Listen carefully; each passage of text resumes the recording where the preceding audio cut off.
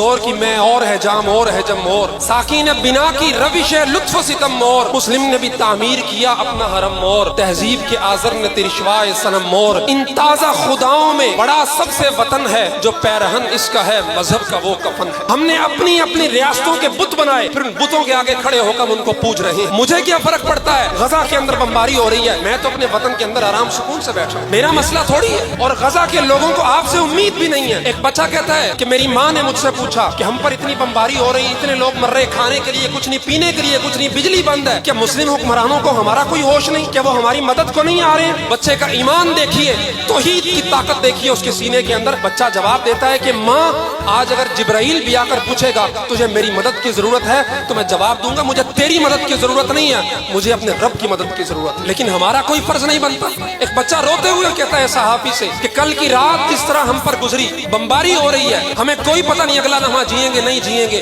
ساری رات شور ہے، کان پڑی آواز سنائی نہیں دے رہی۔ وہ بچہ کہتا ہے کہ قیامت کے دن میں ان مسلم حکمرانوں سے پوچھوں گا یا اللہ یہ شور ہمارے کان پھاڑ رہا تھا لیکن یہ شور مسلم حکمرانوں کو کیوں نہیں جگا رہا تھا؟ ایمانی طاقت دیکھیے ان بچوں کے اندر۔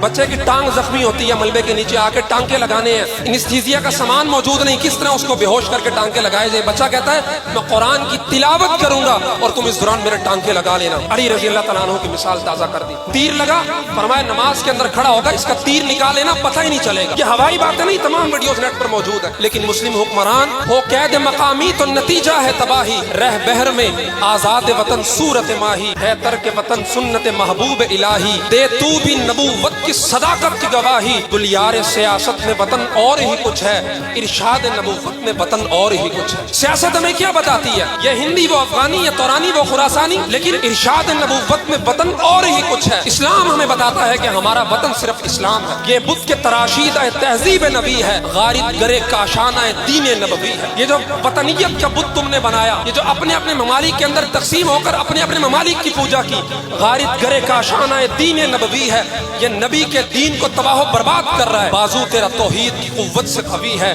اسلام ہے تیرا دیس اور تو مصطفی ہے۔ کوئی جغرافیائی سرحد نہیں، میرا صرف ایک ہی دیس ہے، اسلام ہے تیرا دیس اور تو مصطفی ہے۔